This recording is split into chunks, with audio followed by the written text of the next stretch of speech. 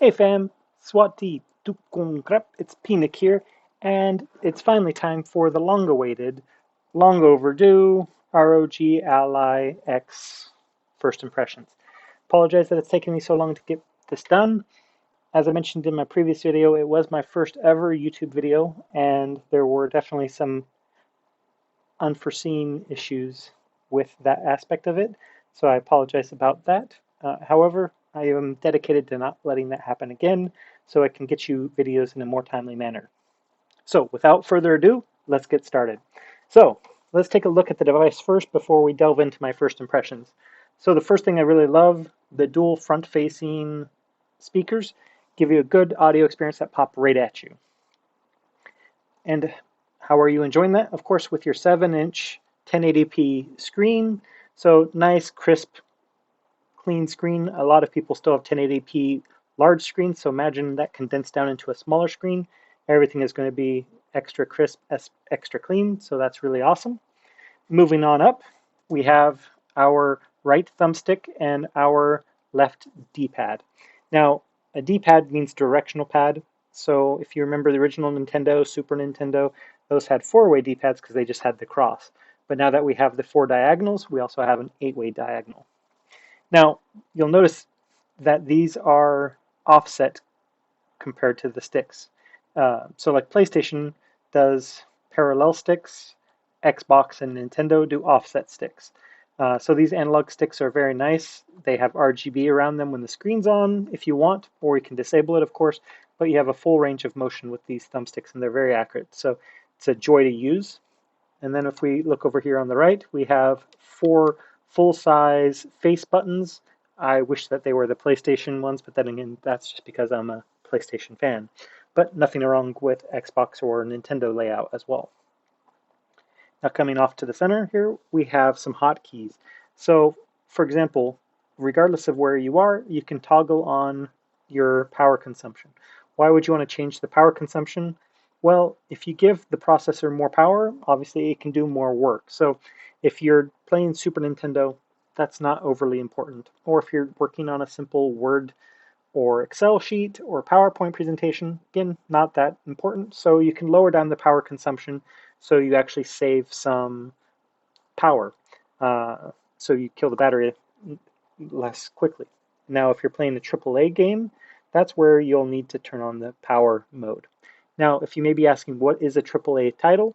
So if you think of Hollywood movies, you have the blockbuster movies, those with like The Rock in them, where there's building collapses and explosions everywhere, those would be big budget Hollywood movies. So the equivalent of that in the video game industry is called a AAA title. So currently, one of the biggest AAA titles is, for example, Cyberpunk 2077. So you would have to turn on the power mode to get the most out of that game, or a modern Star Wars game, anything like that. So if we flip up to the top, you'll see that we do have the bumpers, which would be R1, L1 on the PlayStation, if that's what you're familiar with. And then we also have the right trigger, RT, and LT. Now these triggers are nice analog with some good range of motion. So this would be like R2 and L2 on the PlayStation. And these are great to have analog in this manner with a great range of motion. For example, if you're playing a racing game and you need to feather on the gas or brake, you can do that. Pulling the arrow through the bow to shoot it, maybe you want to slowly do it so as to not make your bow creak. You'd be able to do that with these analog sticks, so they're really beautiful. Now over here you'll see we have 2 USB-C ports. The great thing about USB-C ports is they're very powerful, so you can connect to a dock, for example, connect a mouse, keyboard, a monitor with HDMI, all just from one USB-C port. So great to have that on board. Of course, we do have our volume up and down rocker to control the volume of the device. Micro SD card slot. Remember when phones used to have that? The great thing about this is slower than the internal memory. So what I like to do is I like to have a micro SD card for my retro games because they take a lot less memory to run. But then the modern AAA titles, like as I mentioned, Cyberpunk 2077, I put on the internal storage to allow it to run as smoothly as possible. Another throwback from the past on cell phones and other AV equipment, a 3.5 millimeter headphone jack. It's of course on board, so if you still have some great wired headsets, you're able to use those, or of course you can use Bluetooth if that's what you have. Now, as I mentioned in the video, there's the power button. The great thing is that I had forgot to mention something. The power button is also a fingerprint sensor.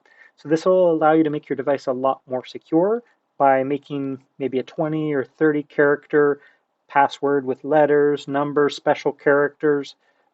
And of course, you can't be bothered to remember that, so you set your fingerprint up so only your fingerprint will really traditionally unlock your device. Now you'll see these three here. These are exhausts because, again, this is a laptop. So due to that, you have intakes that are sucking in air and blowing air over the processor and then blowing out through here to ensure that your device stays nice and cool, can run as efficiently as possible. And now there is nothing on the bottom. Perfect. So let's go ahead and start it up again. So it is full Windows. You see I pushed the button, it recognized my fingerprint. When you first start up the device, the ROG Armory crate will load and will show you the games that you currently have on it. The great thing is whether they're stored locally on the hard drive and they are something you downloaded from other places on the internet, such as my Cyberpunk 2077 here, or they're on the memory card. As you can see, ESDE, which is Emulation Station Desktop Edition, costs about $5 for a one-time purchase, but this gives you the ability to have basically consoleized your device for the older games like PlayStation 1, PlayStation 2, Super Nintendo, Sega Dreamcast, Sega Genesis, all of those consoles. Also, if you use Steam, then you can download Windows-based games and they'll also be here. So all in one, great little solution that they have here. So do me a favor, put down in the comments, which of my games would you like to see me play as part of my short-term review? I'd be happy to oblige, whether you want to see Jedi Survivor and be able to see the frames per second. Of course, that's not showing now because I'm not in the game, or watching a movie, but if it was, I could have that scale up there for us. Or maybe you want to see Super Mario 64. By all means, ask. I have thousands of retro games that I collected over the years on here, as well as these modern games. So let me know what you want to see, and I will happily oblige for that short-term review and the long-term review as well to see if things have changed over the years. Cuphead is actually a really cute kind of classic-looking game, even though it's a modern game. So that's that. But of course, as I mentioned, we have full Windows, so I've told it to download the YouTube app from my browser, and then we can watch something like CrabRave. Now, the reason a lot of companies do use CrabRave to show off speakers on devices is because this is DRM or royalty-free music, so they're not going to get dinged by trying to play music like by Metallica or REM that could be dinged for actually being copyright material.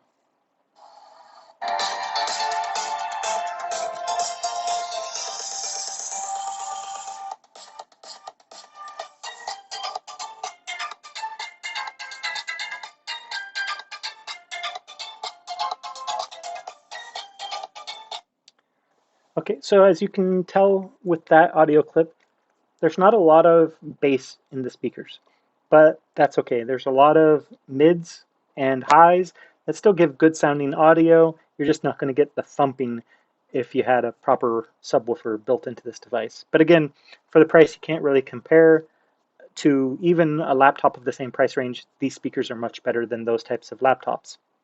So it's nice that we have that. Of course, we do have Edge, but since it is full non-compromised Windows, you can download any browser you want. I actually prefer Edge. One of the things I actually like about Edge, let me see over here, is that I can click this button over here, and this opens Copilot. Copilot is actually ChatGPT. So that's built into Edge, and you can chat with it, but for some reason it's not wanting to pull up right now. Likewise, you can also pull up Copilot here and have text conversations with it, or you can actually have voice. So if you click on that microphone, you can talk back and forth with it, and it'll act as if it's a real person basically having a voice conversation. So that's really cool that you can have that with Copilot. And again, no need to have a separate application for ChatGPT, for example, because that's what Copilot is, and Microsoft has pre-baked that into Windows for you today. Whether it's this device or your computer probably also has that icon. So feel free to check that out. Again, it is full featured. So you do have the Office suite, Word, Excel, PowerPoint available at your disposal, Outlook. So there's not going to be anything you'd need to worry about as far as this goes. As I mentioned, we will be sharing with you an accessory video before our short-term review video. And because of that, like I say, you'll be able to see the dock that you can get fairly cheap, and it'll be an amazing device for you. So that has been my first impressions of the ROG Ally X. Is it a perfect device? No. Is it a great Windows device that you can take on the go with you? Absolutely. And there are tons of cases that are available for this to make it easy to go on the go with it. And you can take your dock with you and be able to use it as a full computer. So if you have any questions, drop them down in the comments. Or if you're watching this on pnix-handhelds.com, feel free to jump into the forum and ask me questions and suggestions for the upcoming videos, and I'm always happy to hear what you have to say. Until next time, this has been pnix.